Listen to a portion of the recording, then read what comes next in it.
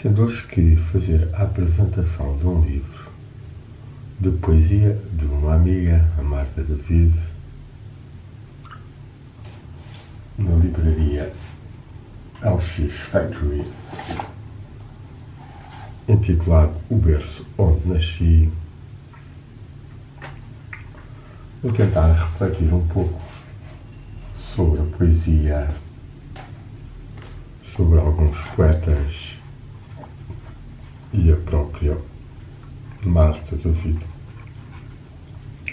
e a sua obra poética.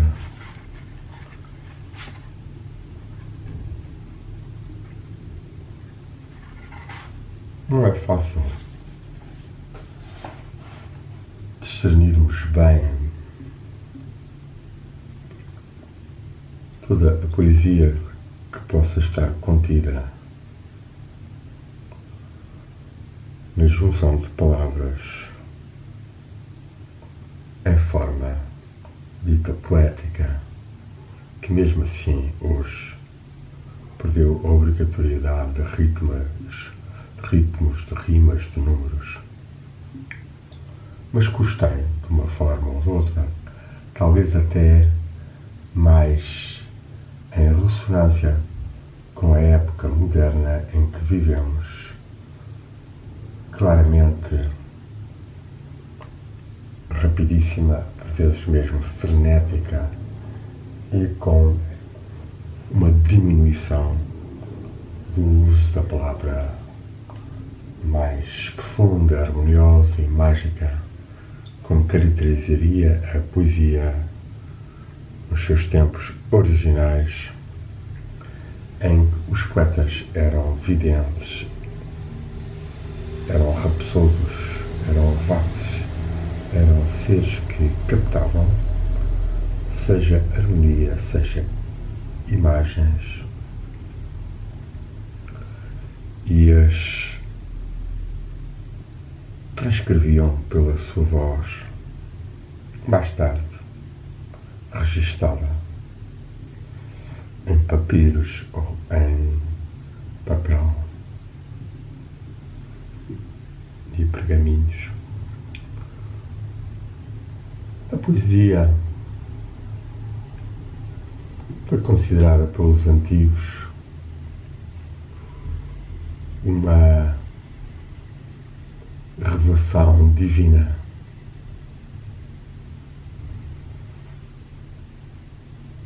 Nos nossos dias, a poesia perdeu esse estatuto, mas quem é um bom poeta, quem consegue transmitir harmoniosamente, artisticamente, ideias, sentimentos, factos, pode se tornar uma pessoa amada, venerada, adorada. Entre nós, grandes poetas que atingiram o panteão dos imortais, não são muitos, mas poderíamos referir Camões em primeiro lugar, Fernando Pessoa em segundo lugar, Antero de Quental em terceiro lugar, Bocage em quarto lugar, para falar apenas de 4 dos melhores, e eventualmente um ou outro poderia ter aqui entrado, ou eles próprios terem intercambiado as suas posições hierarquizadas por valor, qualidade ou originalidade. Mas o que vemos em todos eles é uma capacidade profunda de partilhar harmoniosamente com música, com cores, com sentimentos, com proporções e ritmos, as ideias que perpassam pelas suas mentes e almas, e que ora os entusiasmam, ora os desanimam, ora apenas exigem deles a arte de fingir maravilhosamente, como Fernando Pessoa definiu: o poeta é um fingidor que de tanto fingir acaba por sentir a sua própria dor. Ora, bem o contrário da definição de Antero de Quental, para quem a poesia é o resultado de uma dignidade, de uma independência, de uma liberdade, e norteada para fazer o bem, para transmitir o bem. Então não estava longe da tradição platónica e grega antiga, para a qual a poesia e a filosofia estavam indissoluvelmente ligadas, havendo os níveis mais elevados de rapto, de êxtase, de transe, de loucura, que a poesia, tal como a mística, tal como o amor, permitiam. E assim, ao longo dos séculos, milhares e milhões de seres, de algum modo, movidos por esse amor, escreveram os seus poemas, e eles desembarcam no grande livro dos livros, Biblioteca Infinita, que deveria ter uma cidade só construída por bibliotecas com todas as obras poéticas de cada país, de cada língua nacional. E quem entrasse nessa casa pudesse calmamente ouvir dentro de si, com a voz do poeta, o que está escrito em cada livro, permitindo-se até que o que ele sentisse, ou pensasse, ou dissesse, se pudesse associar em notas, caso elas atingissem um nível de qualidade vibratória que lhes permitissem entrar no campo progressivo da transmissão de verdade, de beleza, de crítica, do que seja que constituiria a obra. Sabemos que não é bem assim no mundo anormal, e que uma boa obra poética, ou de prosa, ou mesmo de reflexão e meditação, pode receber críticas extremamente destrutivas, por vezes proferidas mesmo com a intencionalidade de deitar abaixo, de paralisar, de denegrir tal pessoa. Já vi isso suceder, já vi acontecer, e temos que avançar na nossa caravana, ainda que por vezes mudando os caminhos, e já não sigamos tanto o trabalho na seara pessoana, ou não sigamos tanto uma transmissão numa determinada página do Facebook, ou ainda valorizando aqueles seres onde não há grande competição, aprofundando os temas que verdadeiramente nos dizem mais aos seres que mais amamos e que não estão tão dilacerados pelas rivalidades e pelas ambições. A poesia, que deveria ser então uma voz divina e divinizante de fazer o bem, acaba por muitas vezes não lhe ser permitido ter essa dimensão. Contudo, quando dois ou três se juntam à volta da verdade e do amor, e é o caso de algumas apresentações dos livros, então esse logos spermaticoi, esse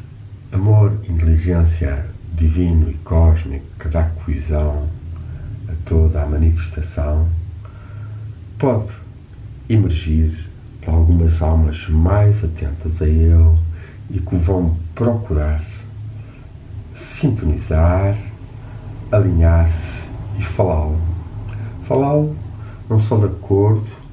com o livro que vai ser apresentado, com a poetisa ou o poeta que o escreveu, mas mesmo com a intencionalidade que ele teve, consciente ou inconscientemente, aquela que a própria sabedoria cósmica e universal desejará e proporcionará, tendo em conta também, certamente, a expectativa do campo energético dos ouvintes, por vezes verdadeiramente passivos, mas outras vezes pelos seus olhos, pelas suas expressões, gestos e até pensamentos,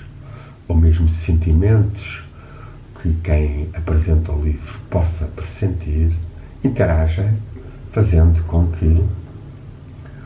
o fluir da apresentação tenha as suas modificações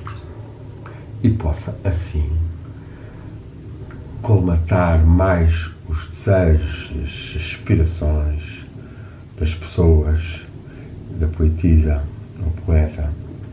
e assim esse livro ser enriquecido. No momento em que é dado à luz, ele recebe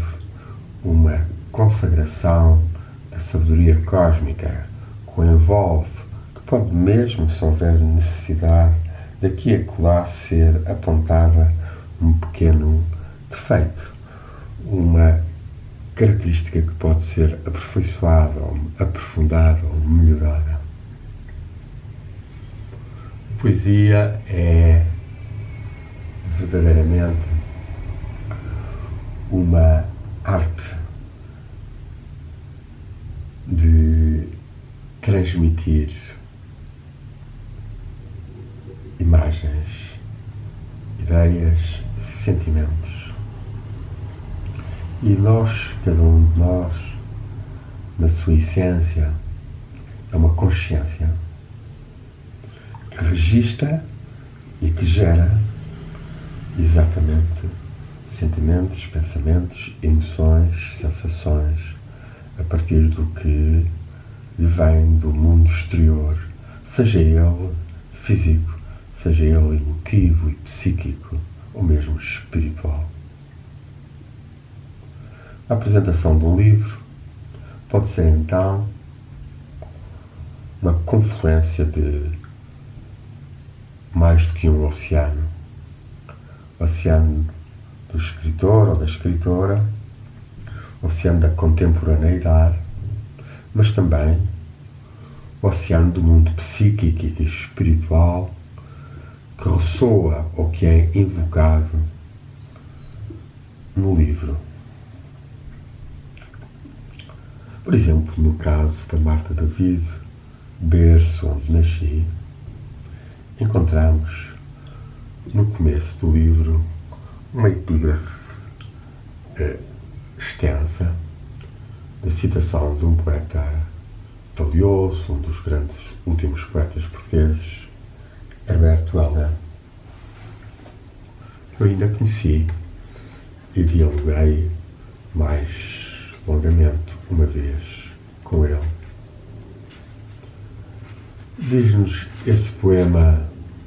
de Herberto Helder: às 4 da manhã arranco ervas daninhas do arrozal. Mas o que é isto? Orvalho do campo ou lágrimas de dor? Diz-nos também: desfolharam-se as rosas sobre o rio e, passando, espalharam-nas os ventos, como se o rio fosse a couraça de um guerreiro, rasgada pelas lanças, por onde corresse o sangue das feridas. Em Bebedouro Noturno, Herberto Helder, poemas mudados para português. Temos aqui uma alquimia, temos aqui uma constatação da origem da poesia como resultado dos embates e dos encontros da vida. Algo disso perpassa, em geral, pelas obras poéticas. Elas são também autobiográficas e, mais do que isso, elas são profundamente catárticas e, sobretudo, alquímicas. Transmutam, transformam, incluem, harmonizam os contrários, os sentimentos e as experiências docinantes ou sofridas em novas construções que libertam tensões, energias, sofrimentos e geram libertação, compreensão, ou mesmo amor. Isso passa muito pela obra da Marta David, na qual consegue transmutar os seus sofrimentos, consegue incluir, harmonizar a vida moderna com todas as suas características tecnológicas e materiais e as eleva a um expoente até espiritual e de relação com o divino. A Marta tem um background, um fundo de música, de professora de música, de estudiosa e, portanto, os seus cantos estão dotados também de poesia musical de ordem que ascende, talvez por vezes com uma riqueza de imagens demasiado vertiginosa para o que deveria ser ou proporcionar uma leitura mais sentida e que se torna difícil de acompanhar dada a rapidez da sucessão de planos sobre os quais incide o seu verbo poético, a sua energia de palavra, e de amor e de sexualidade, tudo isso tão presentes em toda a sua obra, como nas obras de todos os escritores. Pois sem dúvida que o amor é a grande fonte de poesia, da escrita, da ação no mundo. E pena é o seu contrário, que ainda é uma forma de amor, mas invertido. O ódio, a violência, seja tão cultivado pelas grandes nações nos seus imperialismos ou nas nações mais poderosas e mais frias nas suas políticas extremistas e violentamente agressivas contra os seus vizinhos, como vemos passar-se no mundo. Seria bem melhor se todos esses governantes lessem poesia ou lhes fosse recitada a poesia ou fossem obrigados a ser imergidos em casas de segredos que fossem bibliotecas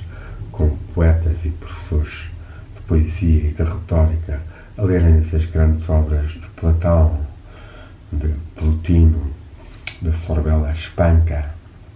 de Maria Amália Vaz de Carvalho, de Dalila Pereira da Costa, para referir alguns nomes da tradição poética e espiritual portuguesa, onde certamente, como já referimos, Camões, Antero, Pessoa e Bocage brilham como grandes astros. Pudessem estas almas estarem mais vivas nos seres e nas leituras assimiladas e transmutadoras alquímicas, como a poesia verdadeiramente apela e quer, então a poesia, esta ajudante maior da evolução psíquica e espiritual da humanidade, e ela deve ser cultivada e preservada em tempos em que cada vez mais os computadores e os telemóveis vão absorvendo as mentes das pessoas e diminuindo a própria escrita. Escrita é essa que, sem dúvida, pelo seu ritmo natural, pelo contacto dos dedos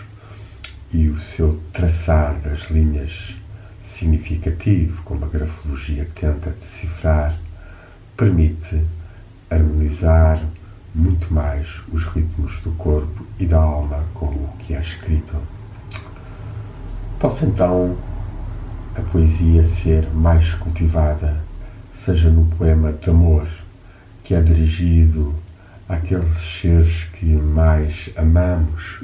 ou que eventualmente aspiraríamos a dialogar e contactar mais, seja dos planos físicos ainda humanos, seja já dos planos espirituais, seja mesmo o nosso anjo da guarda, ou o arcanjo de Portugal, ou a divindade, ou os mestres que já partiram. Possamos nós, volta e meia, trabalhar com a poesia como uma seta de amor e de aspiração que é dirigida e que atravessa as distâncias e obstáculos e bate à porta do coração de alguém ou de alguma ideia e transmite conhecimento, vibrações, amor. E assim faz evoluir a marcha da humanidade para um estado de menos sofrimento, menos ignorância e, portanto, mais harmonia, justiça, felicidade, amor. Possa então a poesia que nós escrevamos volta e meia, nós apresentemos, que nós leiamos, seja verdadeiramente emanação do coração e da alma e que toque o coração e a alma do outro ser e possa transformá-lo, ajudá-lo, apoiá-lo nas suas dificuldades, lutas e sofrimentos e transformar a ignorância em conhecimento, as trevas em luz e a tristeza em alegria, o desalento em força, de formas que sejam então úteis à humanidade e harmoniosas com o todo e com a divindade, a quem agradecemos estes momentos de utilização do seu verbo e lembrar-nos de toda a tradição órfica e pitagórica e do Renascimento italiano, com Ficino, Pico, Erasmo, o nosso Damião de Góis, seres de grande sabedoria também na utilização da palavra e que connosco continuam através das suas obras ou mesmo das suas almas que deixem ou que nos inspiram. Possa então a alma de quem ouviu se abrir mais a esta comunhão no corpo místico ou corpo subtil ou campo unificado de energia, informação, consciência, que a todos liga e que neste emaranhamento de mentes e de almas permite a comunicação supera distâncias e possa então este grande livro da mais bela poesia ser acrescentado nas suas páginas brancas, qual Evangelho eterno, Boa Nova, que está constantemente a ser revelado, como quiseram alguns espirituais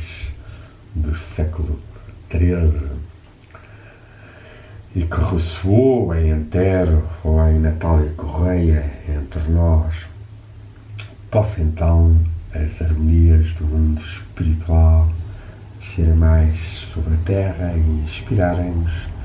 Possamos nós abrir mais os nossos sentidos espirituais para criar poesia bela, verdadeira e boa.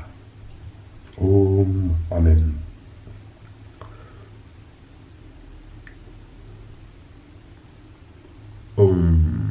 Amém. Poesis, contempla e medita e escreve e sê e partilha. Amém. Maria.